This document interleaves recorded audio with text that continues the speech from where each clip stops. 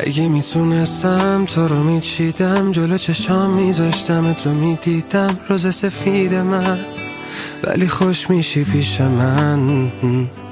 تو رو میکاشتم وسط قلبم، نمیذاشتم یا برگ بشه ازت کم روز سفید من.